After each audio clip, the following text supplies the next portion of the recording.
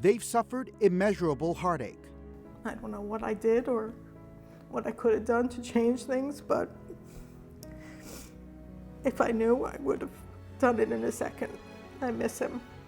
I miss you, Nick. The pain still fresh. That hit me really hard, and it really affected me in my life. Their loss still difficult to accept. My husband and I learned this year how to grieve. That was very hard, very hard.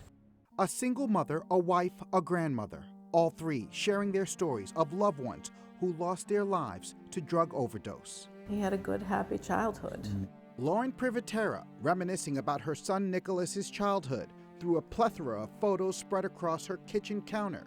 Nick died in February of 2015 at the age of 23. He overdosed on heroin. My son died from an overdose, but you know what? He was my son. He was a great kid.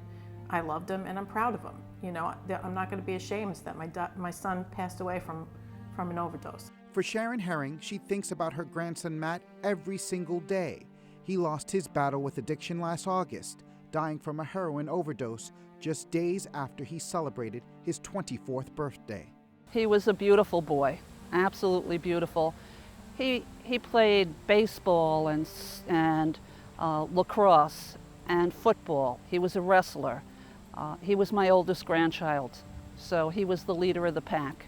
And then there's Allison Willis, who lost her husband Jason 3 years ago, also to heroin. We had a daughter together, so I had to tell my 6-year-old daughter that her dad was not going to come back.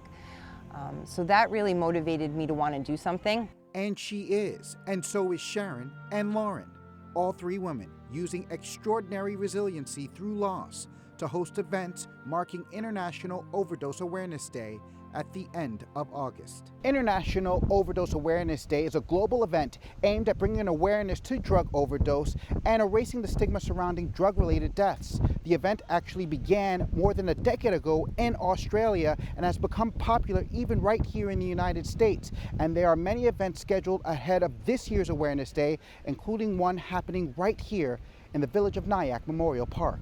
Is mostly everything going to be here? Yeah, well, we're going to have everybody come in through here. Allison giving us a tour ahead of her Overdose Awareness Day event scheduled for August 25th. It's really good that we have this because we need to talk about what's going on, and we need to share our stories and experiences. We need to end the stigma. For the Herrings, they've coped with loss by creating the Overdose Love Lock Gate, the gate to memorialize their beloved grandson and to have others who lost loved ones to addiction share their locks on the gate during the Overdose Awareness Walk event scheduled for the 25th. Everybody that's dying, it has to be about more than just Matthew. So I knew it was within a week of the overdose awareness, so that's what we did. It wasn't the Matthew Herring Walk, it was Overdose Awareness Walk. This is the day he was born. Lauren's Hope and Healing event in honor of her son Nick will take place on International Overdose Awareness Day. Journal News reporter Peter Kramer discovering these incredible women and the startling statistics behind overdose. 64,000 Americans a year died to overdose, not just opioids, but overdose in general. Think about it, that's 10 Nyaks a year. That's 2 Poughkeepsies a year. That's 8 Mayapacs a year that are being lost.